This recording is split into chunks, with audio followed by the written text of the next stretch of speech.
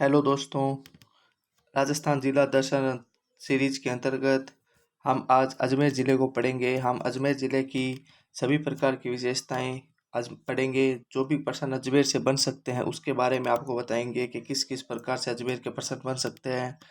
इससे पहले हमने 5 ज़िले पढ़ लिए हैं। कौन कौन से पढ़ लिए? सबसे पहले जैसलमेर, बीकानेर, जोधपुर, जयपुर और एक उदयपुर। ये 5 ज़िले हमने पढ़ लिए हैं। इसी प्रकार हम प्रत्येक दिन आपके लिए एक नया ज़िला लेकर के आते हैं और आज हम आपके लिए अजमेर ज़िले को लेके आए हैं। अजमेर राजस्थान के एकदम मध्य में स्थित है, इसलिए इसको राजस्थान का हृदय कहा जाता है। हम अजमेर की सभी प्रकार की विशेषताओं से आपको रूबरू करवाएंगे। उसकी भौगोलिक विशेषता, सांस्कृतिक विशेषता, उसका इतिहास और जो भी प्रमुख घटनाएं हुई अजमेर के अंदर, उन सभी से आपको रूबरू करवाया जाएगा। तो दोस्तों, वीडियो को लास्ट तक देखिए, लाइक कीजिए, शेयर कीजिए, सब्सक्राइब कीजिए। तो हम इन बगैर किसी लेट किए हुए क्लास स्टार्ट करते हैं। सबसे पहले अजमेर की स्थापना से रिलेटेड प्रश्न पूछा जाता है और अजमेर की स्थापना हुई थी 1113 ईस्वी के अंदर। 1113 किसके द्वारा की गई थी? अजय राज के द्वारा की गई थी। 1113 ईस्वी में अजय राज ने अजमेर नगर बसाया और इसे अपनी राजधानी बनाया। अजमेर के उपनाम से रिलेटेड प्रश्न पूछ लिए जाते हैं। इसको पृथ्वीपुर कहा जाता है, अजय मेरू कहा जाता है, भारत का मक्का कहा जाता है और राजस्थान का हृदय स्थल कहा जाता है। ये अजमेर के उपनाम हैं। उसके बाद में हम उसके अजमेर के प्रमुख जो भी राजवंश है उसके बारे में पढ़ेंगे। तो अजमेर में सबसे पहला राजा है अजय राज चौहान। कई बार अभी लेटेस्ट के प्रश्नों में इसका शासनकाल पूछा जा रहा है। 1113 से 33 तक इसका शासनकाल था। इसके पिता का नाम क्या था? पृथ्वीराज प्रथम। पृथ्वीराज प्रथम का पुत्र कौन था? अजयराज चौहान। इसने इसके समय मालवा के शासकों को पराजित किया। इसके समय परमार शासक नवमरवन था और चालुक्य शासक मूलराज सेकंड था। पुत्र अर्णोराज के पक्ष में सिंहासन त्याग कर पुष्कर में बिताया था। इन्होंने अपना अंतिम समय पुष्कर में बिताया था। अपने पुत्र अर्णोराज के कारण इन्होंने अपना सिंहासन त्याग दिया था और पुष्कर में अपना जीवन बिताया था। उसके बाद हम पढ़ेंगे अर्णोराज। अर्णोराज के बारे में पढ़ेंगे। इसको अन्नाजी भी कहते थे। अर्णोराज को क्या कहते थे? अन्नाजी भी कहते थे। इसकी उपाधि से वर्तमान में प्रश्न पूछे जा रहे हैं कि अर्णोराज की उपाधि क्या थी। एक तो थी अर्जन और दूसरी थी मार्तंड। अर्णोराज की 2 उपाधियां थी, अर्जन और मार्तंड। 1134 ईस्वी में सिद्धराज जयसिंह चालुक्य को पराजित कर कांचन देवी से विवाह किया था। पेपर में प्रश्न सीधा पूछा जा रहा है कि अर्णोराज की पत्नी का नाम क्या था? कांचन देवी था। 1145 ईस्वी में कुमारपाल चालुक्य से पराजित होकर अपनी पुत्री जलहन का विवाह कुमारपाल से करवाया था इन्होंने। एक चालुक्य शासक था कुमारपाल, उसे क्या पराजित हुए थे और अपनी पुत्री जलन का विवाह कुमारपाल से करवाया था। इनके बड़े पुत्र थे जगदेव, उसको चौहान वंश में पितृहंता कहा जाता है। तो बड़े पुत्र जगदेव ने अर्णोराज की हत्या की थी। इनका बड़ा पुत्र था जगदेव जिसने अर्णोराज की हत्या की थी पेट में छुरा घोंप के। प्रसिद्ध साहित्यकार देवबोध और धर्मघोष। अब इसके साहित्यकार से प्रश्न पूछ लिया जाता है। पहला तो था देवघोष और दूसरा था धर्मघोष। इसके 2 साहित्यकार थे। ये बहुत इंपॉर्टेंट है। देवघोष और धर्मघोष का विशेष ध्यान रखिए। इससे वर्तमान में प्रश्न पूछे जा रहे हैं। इनके साहित्यकार थे। उसके बाद हम पढ़ेंगे विग्रहराज चतुर्थ या बिसल देव। इसका शासनकाल था 1152 से 1163 के बीच में। इसके प्रमुख चीजें पढ़ते हैं। कला और साहित्य की दृष्टि से चौहानों का स्वर्ण काल कहा जाता है। ये वर्ड बहुत इंपॉर्टेंट प्रश्न है कि कौन से शासक का काल चौहान वंश का स्वर्ण काल कहलाया था? वो था विग्रहराज चतुर्थ। इसको बिसल देव भी कहते थे। अब इसकी उपाधि से प्रश्न पूछ लिया जाता है। परम भट्टारक, परमेश्वर, महाराजाधिराज, कवि बांधव, कटिबंधु। कौन कौन सी उपाधियां थी? परम भट्टारक, परमेश्वर, महाराजाधिराज, कवि बांधव और कटिबंधु। ये कवि बांधव वाली उपाधि है। ये अभी वर्तमान के प्रश्न में पेपरों में पूछी जा रही है। फिर खुसरो शाह को हराकर हिंदू राजाओं को गजनी से मुक्ति दिलाई थी इन्होंने।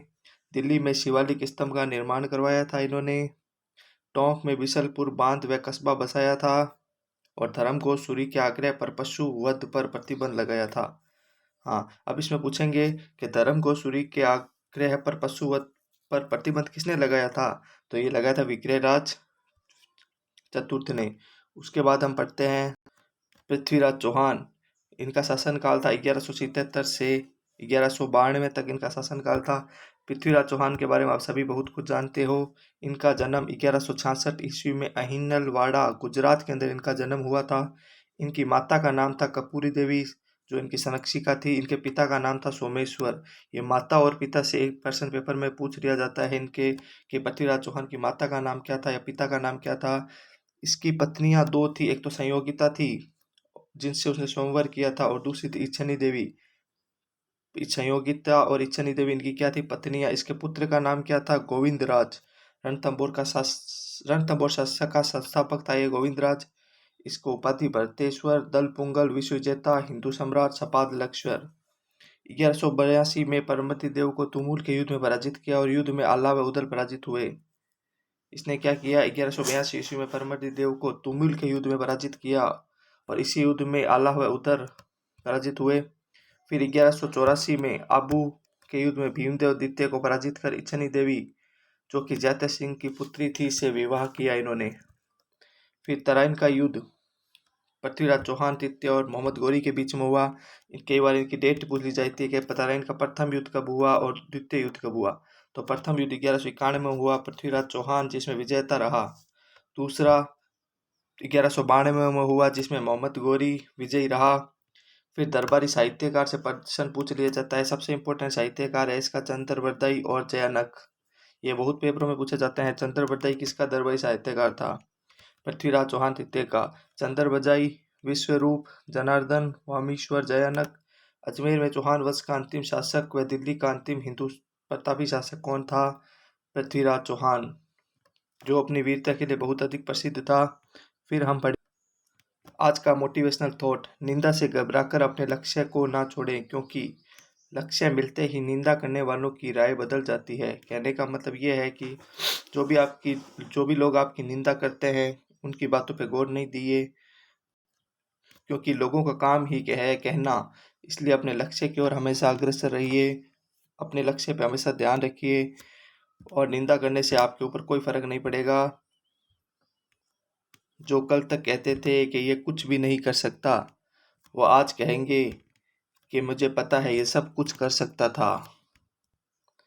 अजयमेरू दुर्ग के बारे में सबसे पहले हम पढ़ेंगे। इसका उपनाम क्या था, तारागढ़ या गठ भीटरी, राजपूताना की कुंजी कहते थे। अब देखो अजयमेरू दुर्ग के बारे में पढ़ते हैं। इसका उपनाम क्या था, तारागढ़, गठ भीटली, राजपूताना की कुंजी, राजस्थान का हृदय, राजस्थान का जिब्राल्टर और रावली का अरमान कहते हैं इसको। प्रसिद्ध मुस्लिम संत मीरा साहिब की दरगाह व घोड़े की मजार यहाँ प्रसिद्ध है। एक तो मीरान साहब की दरगाह और एक घोड़े की मजार यहाँ पर बहुत प्रसिद्ध है तारागढ़ के अंदर। जहाँ तारागढ़ वही है जहाँ रूठी रानी ठहरी थी। दुर्ग के पुनः निर्माण कर पृथ्वीराज सिसोदिया उड़ना राजकुमार ने इसका नाम तारागढ़ रखा था। पृथ्वीराज सिसोदिया उड़ना राजकुमार ने अपनी पत्नी ताराबाई के नाम पर इसका नाम तारागढ़ रखा था। फिर हम पढ़ेंगे पुष्कर के बारे में। पुष्कर को हिंदुओं का प्रमुख तीर्थ स्थल कहा जाता है।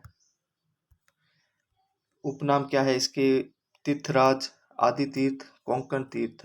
तीर्थराज, आदि तीर्थ और कोंकण तीर्थ पुष्कर के उपनाम हैं।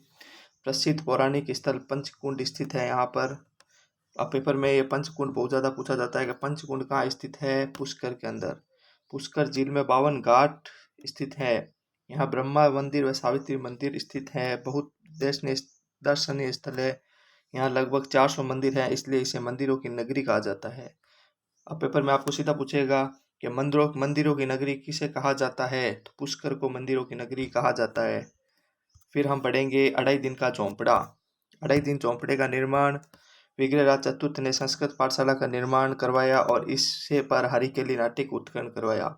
मतलब विग्रहराज चतुर्थ ने अढ़ाई दिन का झोंपड़े का निर्माण कराया था। पहले इसका नाम संस्कृत पाठशाला था, फिर इसका नाम कुतुबुद्दीन ऐबक ने इसे मुस्लिम इमारत के रूप में बदल दिया था तुड़वा करके।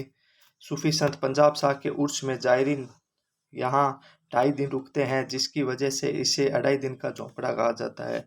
तो पूछेंगे पेपर में आपको, सूफी संत पंजाब शाह का उर्स कहाँ बढ़ा जाता है, अढ़ाई दिन झोंपड़े अजमेर के अंदर। फिर आगे हम पढ़ेंगे ख्वाजा मोइनुद्दीन चिश्ती की दरगाह के बारे में। ख्वाजा मोइनुद्दीन चिश्ती की दरगाह ये हजरत शेख उस्मान हारूनी के शिष्य थे। पेपर में आपको सीधा प्रश्न पूछा जाएगा के ख्वाजा मोइनुद्दीन चिश्ती किसके शिष्य थे? ये थे हजरत शेख उस्मान हारूनी के शिष्य। हर वर्ष हिजरी संवत 1 से 6 तक विशाल उर्स बढ़ता है। ये 1 से 6 तक रखना। पेपर में आपको एक ऑप्शन दिखेगा 1 से 9, आप कंफ्यूज मत होना, ये गलत है। 1 से 6 होगा, जो सांप्रदायिक सद्भावना का अनूठा उदाहरण है। फिर हम पढ़ेंगे अन्ना सागर झील के बारे में। अन्ना सागर झील अर्णोराज ने चंद्रा नदी को रोककर इसका निर्माण कराया था। पहला प्रश्न तो यहीं से पूछा जाएगा कि अन्ना सागर झील का निर्माण किसने करवाया था? अर्णोराज ने। जहांगीर ने इस झील के किनारे दौलत बाग का निर्माण करवाया, जिसे बाद में सुभाष उद्यान नाम दिया गया। जहांगीर ने यहाँ पर एक दौलत बाग बनाया, जिसको बाद में सुभाष उद्यान के नाम से जाना जाने लगा। इस झील में बांडी नदी का पानी आता है। तो पेपर में प्रश्न पूछा जाएगा कि अन्ना सागर झील के अंदर कौन सी नदी का पानी आता है? बांडी नदी का पानी आता है। इस झील के पास ही लूनी नदी का उद्गम है। कौन सी नदी का उद्गम है यहाँ से? लूनी नदी का। नागपाड़ अजमेर से उद्गम होता है। फिर हम पढ़ेंगे सोनी जी की नशियाँ। ये बहुत ज़्यादा प्रसिद्ध है अजमेर के अंदर, सोनी जी की नशियाँ। सोनी जी की नशियाँ को लाल मंदिर के नाम से भी जाना जाता है। यह जैन मंदिर है, ऋषभ देव आदिनाथ का जैन मंदिर है। इसका निर्माण 1864 में मूलचंद के द्वारा किया गया था। पुनः निर्माण 1865 में टिक्कम चंद के द्वारा किया गया था। इसके 2 भाग है, पहला है नशियाँ, दूसरा है स्वर्ण मंदिर या अक्षरधाम। तो दोस्तों, हमने जो भी अजमेर के बारे में पढ़ा वो एक बार रिवाइज कर लेते हैं वापस से। सबसे पहले अजमेर की स्थापना 1113 में अजय राज ने अजमेर नगर बसाया और इसे अपनी राजधानी बनाया। उपनाम पृथ्वीपुर, अजय मेरू, भारत का मक्का, राजस्थान का हृदय कहते हैं। राजवंश पढ़े थे इसके। अजयराज चौहान 1113 से 33 पृथ्वीराज प्रथम के पुत्र थे। मालवा के शासकों को पराजित किया था। परमार शासक, इनके समय परमार शासक था नववर्मन, और चालुक्य शासक था मुल्ला सेकंड। इनके पुत्र अर्णोराज के पक्ष में सिंहासन त्याग कर पुष्कर में बिताया था इन्होंने। अर्णोराज अन्ना जी के बारे में हमने पढ़ा था। उपाधि अर्चन या मार्तन बहुत इंपॉर्टेंट है ये। 1134 में सिद्धराज जयसिंह चालुक्य को पराजित कर कांचन देवी से विवाह किया। 1145 में कुमारपाल चालुक्य से पराजित होकर अपनी पुत्री झलन का विवाह कुमारपाल से करवाया। बड़े पुत्र जगदेव पितृहंता ने अर्णोराज की हत्या कर दी थी। प्रसिद्ध साहित्यकार देव घोष व धर्म घोष। फिर हमने पढ़ा विग्रहराज चतुर्थ, जिसको बिसल देव भी कहते हैं। कला और साहित्य की दृष्टि से चौहानों का स्वर्णकाल था। उपाधि परम भट्टारक, परमेश्वर, महाराज कवि बांधव और कटी बंधु। खुसरो शाह को हरा, हिंदू राजाओं को गजनी से मुक्ति दिलाई थी इसने। दिल्ली में शिवालिक स्तंभ का निर्माण करवाया था। टोंक में बिसलपुर बांध व कस्बा बसाया था। धर्म को सूरी के आग्रह पर पशुवध पर प्रतिबंध लगाया था। पृथ्वीराज चौहान 1177 से 92 में, इनका कार्यकाल भी पूछ लिया जाता है। इनका जन्म 1166 में अहिनलवाड़ा गुजरात के अंदर हुआ था। माता का नाम था कपूरी देवी, जो इनकी संरक्षिका थी। पिता का नाम था सोमेश्वर। माता पिता से प्रश्न पूछा जाता है सीधा इसका। इनकी पत्नियां 2 थी, संयोगिता और इच्छनी देवी। इनके पुत्र का नाम था गोविंदराज, जिसने रणथंभौर में चौहान शासक की स्थापना की थी। उपाधि भारतेश्वर, दल बंगुल, विश्व विजेता, हिंदू सम्राट, सबाद लक्ष्वर। 1182 में परमति देव को तुमुल के युद्ध में पराजित किया। युद्ध में आल्हा व उदल पराजित हुए। 1184 में आबू के युद्ध में भीमदेव द्वितीय को पराजित कर इच्छनी देवी, जो कि जयते सिंह की पुत्री थी, उससे विवाह किया। तराइन का युद्ध 2 बार हुआ था। पहला 1191 में, दूसरा 1192 में पृथ्वीराज चौहान और मोहम्मद गौरी के अंदर के बीच में हुआ था। पहले युद्ध में पृथ्वीराज चौहान विजयी हुआ था, दूसरे युद्ध में मोहम्मद गौरी विजयी हुआ था। इनके दरबारी साहित्यकारों का नाम चंद्रवताई, विश्वरूप, जनार्दन, वामीश्वर, जयनक। अजमेर में चौहान वंश का अंतिम शासक व दिल्ली का अंतिम हिंदू प्रतापी शासक।